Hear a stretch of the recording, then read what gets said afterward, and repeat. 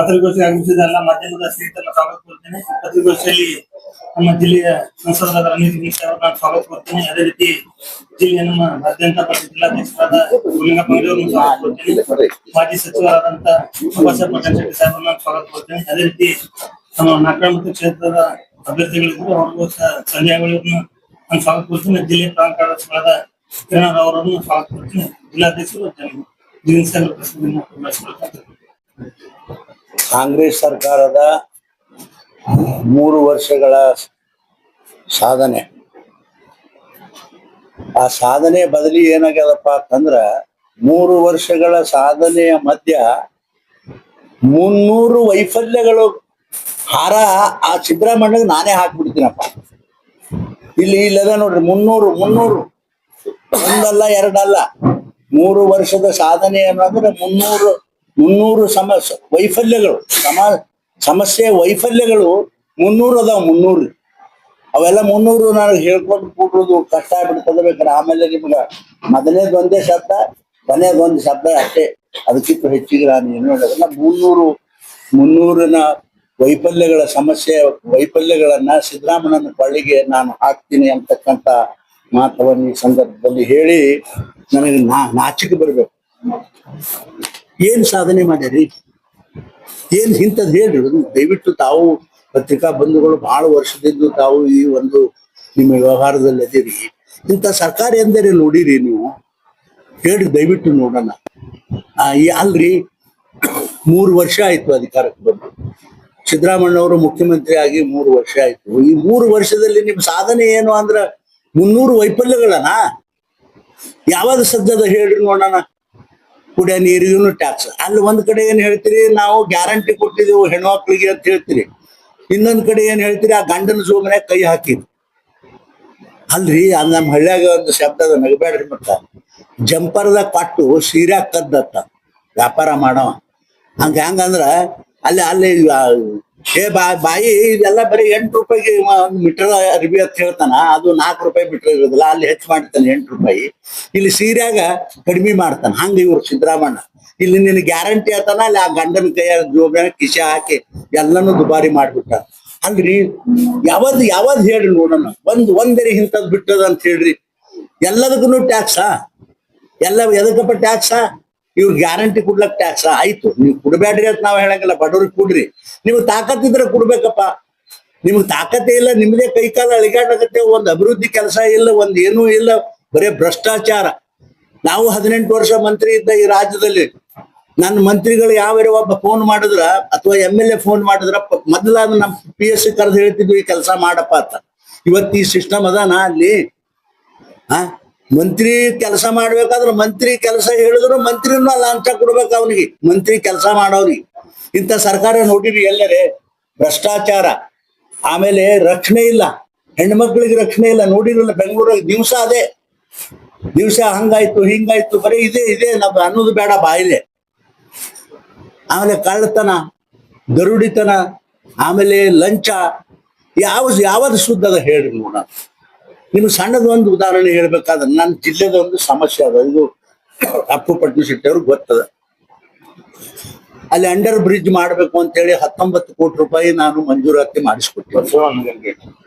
ವಜ್ರಮಾನ Hanuman gate ಅಲ್ಲಿ ಮಾಡಿಕೊಟ್ಟಿನಿ. ಈಗ ಅಲ್ಲಿ ಯುಟಿಲಿಟಿ ಯೂಸ್ ಮಾಡೋರು ಯಾರಪ್ಪ? ಏನ್ ನಾವು ಮಾಡ್ತೇವ? ಕೇಂದ್ರ ಸರ್ಕಾರದವ್ರ ಅಥವಾ ಮೋದಿಯವರು MP ಗಳು ಮಾಡ್ತಾರ? ಯುಟಿಲಿಟಿದ್ ಏನಿರ್ತದ ಅದು ರಾಜ್ಯ ಸರ್ಕಾರದ ಜವಾಬ್ದಾರಿ. ಅವರು ಅದಕ್ಕೆ 8 ಕೋಟಿ ರೂಪಾಯಿ ಏನೋ ಮಾಡ್ಯಾರ. ಅಲ್ಲಿ ಒಂದು ಪೈಪ್ ಬರ್ತದ, ನೀರಿನ ಪೈಪ್, ಆಮೇಲೆ ಒಂದು ಗಟರ್ ಪೈಪ್ ಬರ್ತದ. ಅದನ್ನ ಕಿತ್ತು ಹಾಕ್ರಪ್ಪ ಬೇರೆ ಕಡೆ, ನಾನು ರೋಡ್ ಚಾಲು ಮಾಡ್ತೀನಿ ಅಂದ್ರೆ ಇವತ್ತಿಗೂ ಮಾಡಲ್ರು. ಇಂಥ ಮಾಡೋ ಕೆಲಸ ಬೇಕಾದಷ್ಟದ ಬಿಡ್ತಾರ, ಯಾವ್ದೋ ಮಾಡ್ಕೊತ ಕುಂದಿರ್ತಾರ. ಅದು ಏನ್ ಹೇಳ್ಬೇಕಿನ್ನು?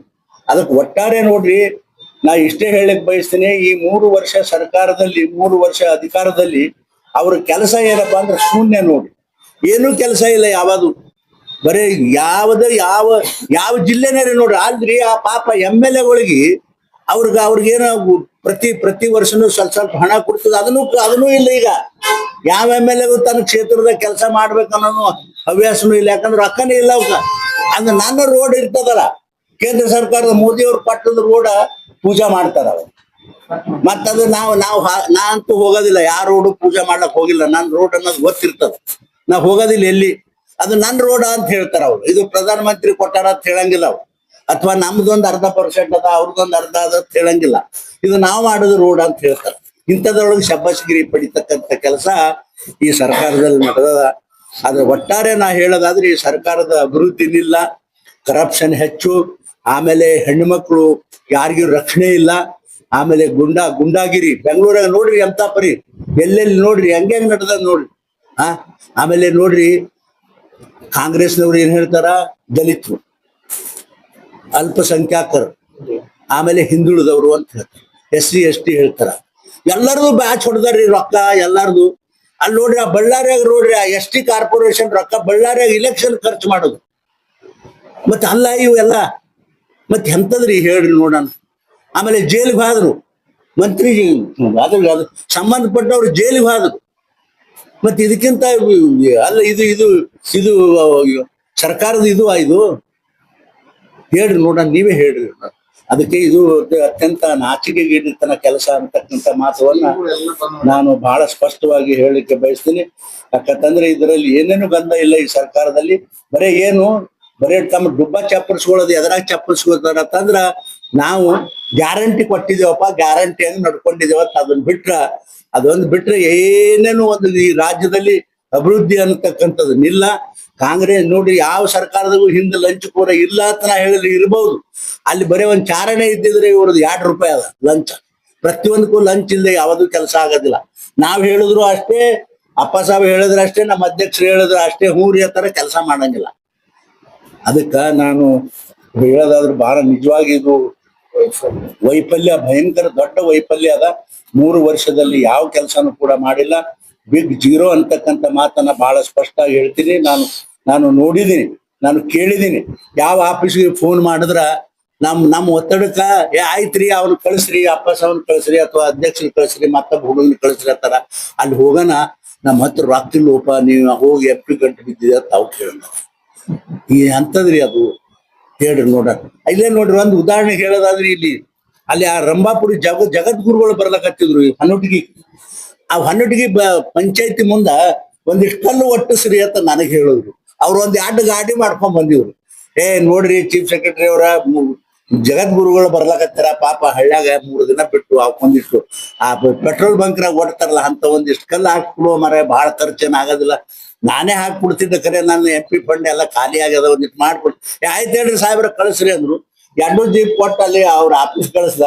ಅವ್ ಸಣ್ಣಗೆ ನಾಳೆ ಕಳಿಸ್ತೀನಿ, ನಾಳೆ ಕಳಿಸ್ತೀನಿ. ಕಡೆಗೆ ರಂಭಾಪುರಿ ಜಗದ್ಗುರುಗಳು ಬಂದೇ ಹೋದ್ರ ಕರೆ ಅವನ್ ಗಂಟ ಮಗ ಅಲ್ಲಿ ಒಂದು ಕಲ್ಲು ಹಾಕ್ಲಿಲ್ಲ, ಒಂದ್ ಸಿಂಪ್ ನೀರು ಹಾಕ್ಲಿಲ್ಲ. ಇಂಥ ಸರ್ಕಾರ ತಗೊಂಡು ಎದಕ್ ಬೇಕ್ರಿ? ಅಲ್ಲ ಮಾರಾಯ, ನಡೆಸ್ತಿದ್ರೆ ಚಂದಗಿರಿ ನಡೆಸ್ಬೇಕ್ರಿ, ಇಲ್ಲಾಂದ್ರೆ ಏನ್ ಪ್ರಯೋಜನ? ಇದು ಜನರಿಗೆ ಮೋಸ ಯಾಕೆ ಮಾಡೋದು ಕೆಲಸ ಇಂಥದ್ದು ಹೇಳಿ ನೋಡೋದು. ಅದಕ್ಕಾಗಿ ನಾನು ನಿಜವಾಗಿ ಇದು ಬಹಳ ಕೆಟ್ಟದ ಕೆಲಸ. ಅದಕ್ಕೆ ನಾನು ಏನು 3 ವರ್ಷದ ಏನು ಸಾಧನೆ ಅಂತ ಹೇಳಿ ಸಿದ್ದರಾಮಣ್ಣ ಅವ್ರು ಹೇಳ್ಯಾರ. 3 ವರ್ಷದ ಸರ್ಕಾರಕ್ಕೆ 300 ವೈಫಲ್ಯಗಳ ಹಾರವನ್ನ ನಾನೇ ಸಿದ್ದರಾಮಣ್ಣಗೆ ಹಾಕ್ತಕ್ಕಂಥ ಕೆಲಸ ಮಾಡ್ತೀನಿ ಅಂತ ಹೇಳಿ ಈ ಸಂದರ್ಭದಲ್ಲಿ ನಾ ಹೇಳ್ತೀನಪ್ಪ. ಬಿಟ್ಟಾರಿ ಅಭಿವೃದ್ಧಿ, ಜನರ ಕೆಲಸ, ಅದು ಇದು ಬಿಟ್ಟಾರ. ಬರೀ ಎದಕ್ಕಂತಂದ್ರೆ ಬರೀ ಕುರ್ಚಿ ಸಲಹೆ ಜಗಳ. 3 ವರ್ಷದಿಂದ ಏನ್ ಮಾಡ್ಯಾರಪ್ಪ ಅಂದ್ರೆ, 3 ವರ್ಷದಿಂದ ಅವ ಸಿದ್ದರಾಮಣ್ಣ ತಗೊಂಡು ಚಾರ ತಗೊಂಡು ಕೂಡ್ಲೇನೆ ಶುರು ಆಗಿಬಿಟ್ಟದ. 3 ವರ್ಷ ಏನಂದ್ರೆ ಬರೀ ಕುರ್ಚಿ ಸಲಹೆಗೆ ಜಗಳ. ಆ ಕುರ್ಚಿನೇ ಬಹಳ ಇಂಪಾರ್ಟೆಂಟ್ ಆಗ್ಯದ ಜನರ ಕೆಲಸಕ್ಕಿಂತಲ್ಲ. ಇವತ್ತು ನೀವೇ ಏನದ ಬಹುತೇಕ ಎಲ್ಲರೂ ನಮ್ಮ ಮತಕ್ಷೇತ್ರಕ್ಕೆ ಬಂದು ಹೋಗ್ರಿ, ಒಂದೊಂದು ನೋಡ್ಬೇಕಾದ್ರೆ ಬರ್ಲಾರಂತ ಪರಿಸ್ಥಿತಿ ಬಂದವ. ಒಂದ್ ಮಳಕಲ್ ಮಟ್ಟ ತೆಗಿ ಬಿದ್ದಾವ. ಹೀಗಾಗಿ ಏನದ ಸಾಮಾನ್ಯ ಜನರ ಪರಿಸ್ಥಿತಿ ಅಲ್ಲೋಲ್ ಕಲ್ಲೋ. ಅದಕ್ಕೆ ಇವ್ರು ಏನ್ ಈಗ ಸಮಾವೇಶ ಮಾಡ್ಲಿಕತ್ತಾರ, ಅವ್ರು ಶಕ್ತಿ ಪ್ರದರ್ಶನ ಮಾಡತ್ತಾರ, ಕುರ್ಚಿ ಸಲಹೆ ಮಾಡತ್ತಾರ, ವಿನಾ ಅವ್ರ ಅಭಿವೃದ್ಧಿ ಸಲುವಾಗಿ ಅಲ್ಲ ಅಂತ ಈ ಸಂದರ್ಭ ನಾನು ಹೇಳ್ತೇನೆ.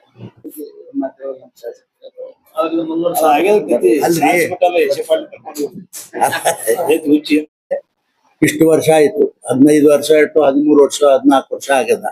ತುಲನಾತ್ಮಕ ದೃಷ್ಟಿಯಿಂದ ನೋಡ್ರಲ್ಲ, 75 ವರ್ಷ ಈ ರಾಜ್ಯದ ಕಾಂಗ್ರೆಸ್ನವ್ರು ಈ ದೇಶದಾಗ ಏನ್ ಮಾಡ್ಯಾರ ನೋಡ್ರಿ.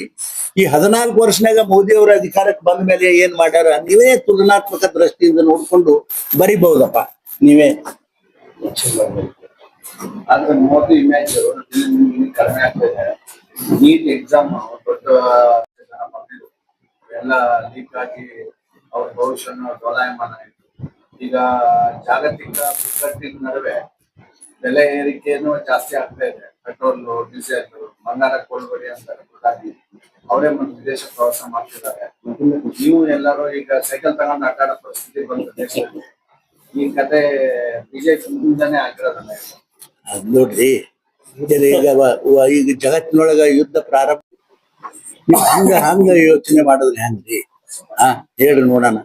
ಈಗ ಆಗಿರ್ಬಹುದು, ಈಗ ಇಟ್ಟದ್ದು ಇದ್ರಾಗ ಸರ್ಕಾರದ ತಪ್ಪತ್ತಿರೋ ನೀವೇನತ್ತೀರಿ ಅನ್ರಿ? ಅದು ಯಾರೋ ಒಬ್ರು ಮಿಸ್ಶೀಪ್ ಮಾಡೋದ್ ಸಲುವಾಗಿ ನೋಡಿರ ಒಬ್ಬ ಹೆಣ್ಣುಮಗಳು ಯಾರೇ ಮಾಡ್ತಾರ ಅಂತ ಕೆಲಸ? ಅವರೇ ತಾನೇ ಬಯಲು ಮಾಡೋದು. ಒಬ್ಬ ಹೆಣ್ಣುಮಗಳು ಅವರು ನಿಮ್ಮ ಶಿಕ್ಷಣ ಸಚಿವರ ಜೊತೆಗೆ ಲಿಂಕ್ ಇದೆ. ಯಾರು ನೀವ್ ಹೇಳ್ತೀರಿ ಹಂಗ? ಅವ್ರ ಲಿಂಕ್ ಇರ್ತದ, ಅವ್ರಿಗೆ ಅಲ್ರಿ ನೋಡ್ರಿ, ಅವ್ರ ಹೆಂಗ್ ಮಾಡ್ಲಕ್ ಸಾಧ್ಯ ಅದ ಹೇಳ್ರಿ ನೋಡೋಣ. ಆದ್ರೆ ಇವ್ರು ಏನ್ರಿ ಹೇಳ್ಕೊತ ಅಡ್ಡಾಡ್ತಾರ, ಅದಕ್ಕೇನ್ ಮಾಡ್ಲಕ್ ಆಗ್ತದ? ಆದ್ರೆ ನೋಡ್ರಿ ಅಲ್ರಿ ಇತಿಹಾಸ ಮೋದಿಯವ್ರು ನೋಡ್ರಿ ವೆಸ್ಟ್ ಬಂಗಾಳದಲ್ಲಿ ಏನ್ ಮಾಡಿದ್ರಪ್ಪ? ಇತಿಹಾಸ ನಿರ್ಮಾಣ ಮಾಡ್ಲಿಲ್ಲ. ಮತ್ ಬ್ಯಾಡಾಗಿತ್ತು ಮೋದಿ ಆಡಳಿತ. ಮೋದಿ ಕೆಟ್ಟವ ಇದ್ದಿದ್ರ ಅಲ್ಲಿ ಬಂಗಾಲ್ನಾಗ ಓಟ್ ಹಾಕ್ತಿದ್ರ ಜನ. ಒಂದು ಚಿಪಡಿ ಮಾಡಿ ಹೋದ್ರ ಚಿಪಡಿ. ಒಂದು ನೋಡ್ರಿ ಇವೆಲ್ಲ ಮತ್ತು ಅಭಿವೃದ್ಧಿ ಇವೆಲ್ಲ ಕೆಲಸ ನೋಡ್ಯಾರ ಅಂತ ಹೇಳಿ ಅವ್ರು ಓಟ್ ಹಾಕ್ಯಾರ. ಇಲ್ಲಾಂದ್ರ ಕಮ್ಯುನಿಸ್ಟ್ ಜನ ಅಷ್ಟು ಸರಳ ಅದನ್ನ ಓಟ್ ಹಾಕ್ಲಿಕ್ಕೆ ಹೇಳ್ರಿ ನೋಡೋಣ. ಅದಕ್ಕೆ ಕೇಳ್ತಾರೆ ಯಾರು ಇನ್ನೊಂದು ಒಂದೊಂದ್ ತರ ಪಟ್ಟಿ ಉರ್ದು ಸುಮ್ನೆ ಎಲ್ಲ ಬರೀ ಮೋದಿ ಮೋದಿ ಮೋದಿ ಇವತ್ತು ಹೇಳ್ಕೊತ ಹೊಂಟಾರ ಅಷ್ಟೇ. ಈಗ ಗ್ಯಾರಂಟಿ ರೂಲ್ಸ್ ಇದೆ. ಈಗ ವೆಸ್ಟ್ ಬಂಗಾಳಲ್ಲಿ ನಿಮ್ ಸರ್ಕಾರನೇ ಈಗ ಮಹಿಳೆ ಈಗ ನೋಡ್ರಿ 3,000 ಕೊಡಕ್ ಮುಂದಾಯ್ತು. ಆಗ ಹಿರಿಯಕ್ಕನ ಚಾಳ ಮನಿ ಮಂದಿಗೆ ಅಂದಂಗ ಶುರು ಪ್ರಾರಂಭ ಆದದ್ದು ಇಲ್ಲೇ ತಾನೇ. ಅದು ಪ್ರಾರಂಭ ಮಾಡೋದು ಇಲ್ಲೇ ಅಂದ್ರೆ ಈಗ ಮತ್ತ ಹೌದ್ರಿ. ಪೊಲಿಟಿಕಲ್ ಪಾರ್ಟಿ ನಡೆಸೋರು ತನ್ನ ಸರ್ಕಾರ ಬರ್ಬೇಕನ್ನೋದು ಯೋಚನೆ ಮಾಡ್ತಾರ. ಈಗ ಆಯ್ತಪ್ಪ ಇಲ್ಲಿ ಕರ್ನಾಟಕದ ಕೊಟ್ಟಾರ, ನಾವ್ಯಾಕೆ ಕೊಡಬಾರದು ಅನ್ನೋದು ವಿಚಾರ ಮಾಡ್ತಾರ ಅವರು. ನಮ್ಮ ಪಾರ್ಟಿಯವರು ಮಾಡ್ತಾರ. ದಿವಾಳಿ ಆದಾಕರ ಹೇಳಕತ್ರಲ್ಲ. ಈಗಂತೂ ಇಲ್ಲಿ ದಿವಾಳಿ ಇದನ್ನೇ ಬರೀರಿ ಸರಿಯಾಗಿ. ಈ ದಿವಾಳಿ ಆದದ್ ಮೊದಲು ಬರೀರಿ, ಅದ್ ಮುಂದೆ ಆಗದ ನೋಡೋಣ. ಅವಾಗ ಬರೆಯಕತ್ತೀರಿ ನೀವು. ಸಾಕ್ ಬಿಡ್ರಿ ನೋಡಿ.